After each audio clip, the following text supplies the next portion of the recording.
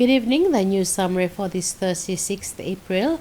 The Seychelles Minister for Foreign Affairs, Sylvestre Radigonde, and the Mauritian Minister for Foreign Affairs, Regional Integration and International Trade, Alain Ganou, have signed the minutes of meeting of the 13th session of the Seychelles-Mauritius bilateral cooperation.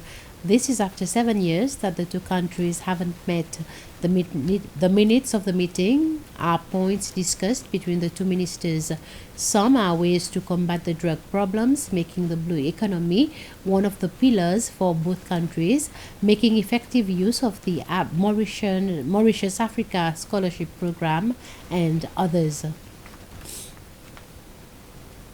Senior officials representing various departments and ministries of fisheries from across the region have come together to discuss fisheries management. This is being done in the second ministerial summit of fisheries of the Southwest Indian Ocean region.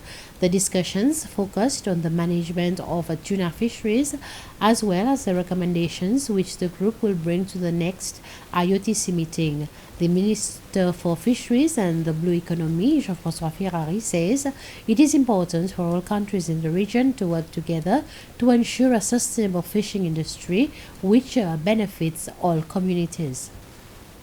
I'd like to emphasize on the need for closer cooperation, then collaboration amongst our countries, especially in the context of the Indian Ocean Tuna Commission. We are separated, but I would say we are rather united by the sea and connected through the tuna resources that migrate within our seas and bring us together today. Our region is home to some of the richest tuna fisheries in the Indian Ocean, and it is important that we work together to safeguard our interests and ensure the sustainable development of the sector for the benefit of our businesses and of our people. Let us build a stronger and better primary health care system and make it work. This is the message from the Minister of Health, Peggy Vidot, on World Health Day tomorrow. This year's theme calls for the strengthening of primary health care to make it more resilient. The Minister's message says that as good health starts at home, in the family, in the community, this is where the focus of health promotion and prevention must return. Minister Vidot calls on not just the health sector, but also the whole nation to reset primary health care and with a truly concerted determination, focus resolutely on successfully addressing the societal and health challenges now facing us. Minister Vidot also adds that it is now well established that economic development cannot happen without health and well-being.